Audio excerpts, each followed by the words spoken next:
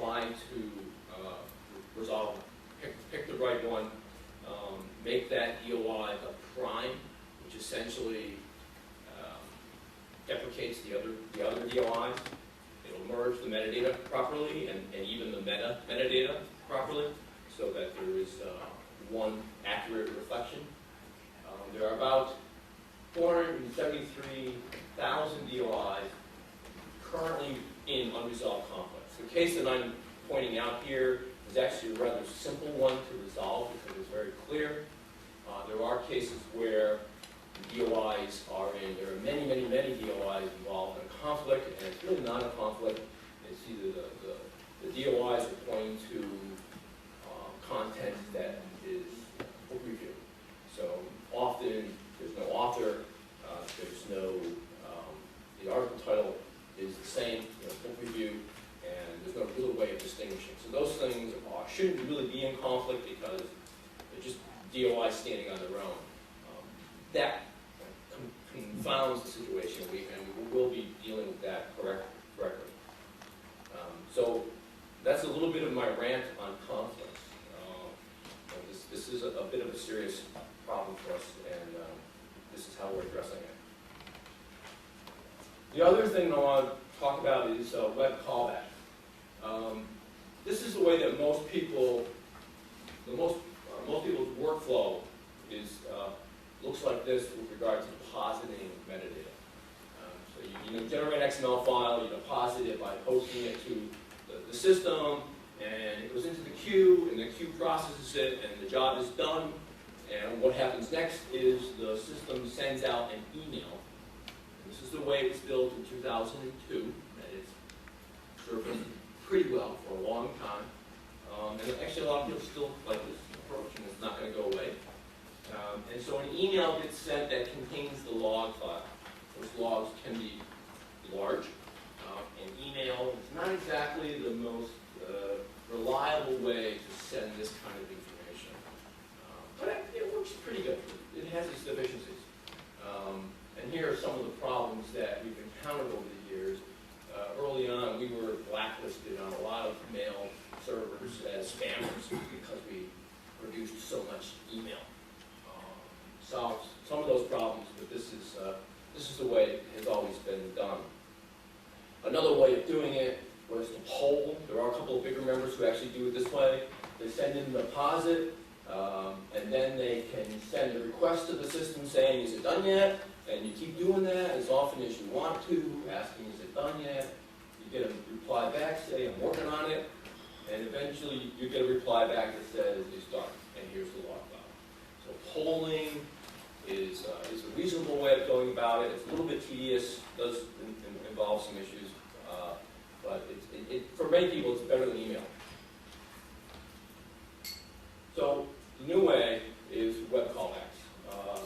Essentially, you build an endpoint, you have to build a web service someplace on your site, and that's the point we're going to call, and we'll set up that endpoint in our system. That's the phone home number for you.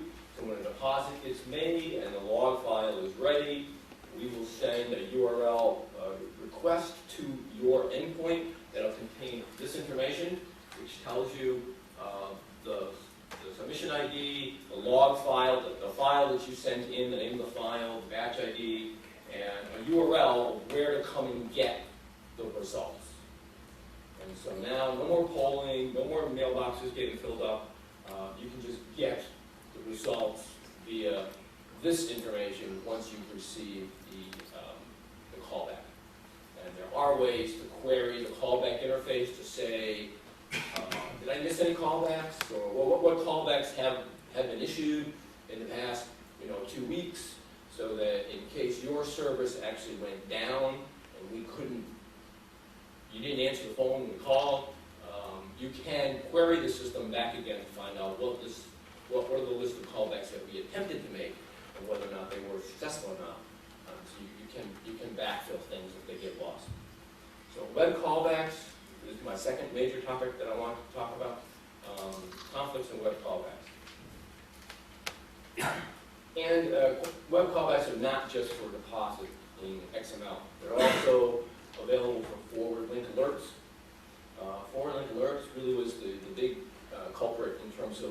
on spammers list because there's a lot of email going on.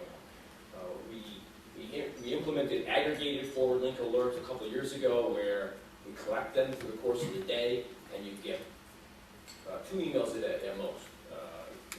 The cron job runs twice, and it will send out 1 email with an aggregation of all the forward link alerts that have happened in the last 12 hours. So at least that way, you only get 2 emails instead of getting 1,000 or even more. But you can use web callbacks for forward link alerts. Same thing will happen. You will get a web callback twice a day, and the URL that you go to get the data will contain the same aggregated set that you would have gotten via email. Okay, so it's a little bit more of a reliable way to interface with the system. And also batch query jobs. People upload queries, and they have them run asynchronously to their request, and they're sometimes very large. So web callbacks can also be used for batch query jobs that get run. Okay, just a quickie, web deposit form. This form is actually amazingly resilient. There's a lot of people that use it. It's a little bit antiquated, but it seems to be quite effective. You know, people basically will come to this page, they'll cycle through a sequence of forms, entering in the metadata for an article that they want to deposit the metadata for, because they don't want to build XML, and it creates a deposit for them on the fly. So still in use, it continues to expand. We now have an NLM file beta, where if you have an XML file built according to the NLM DTD, and it contains everything that you, all the metadata that's in there, you can just upload that file. And we will extract out of it all the pertinent metadata for author and all that kind of stuff, and create the deposit that way. So that's a nice shortcut to populating these fields.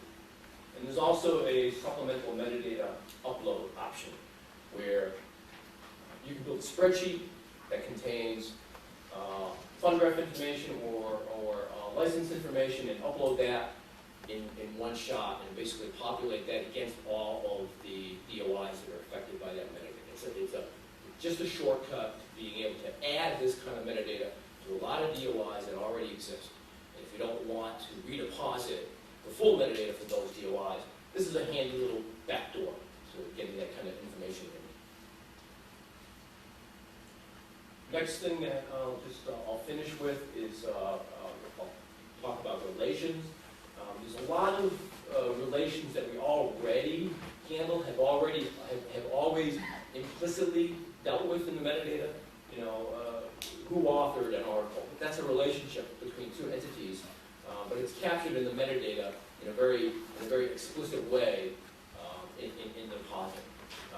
What we're basically going to be adding in is a generalized look at how to add relationships between DOIs and other things.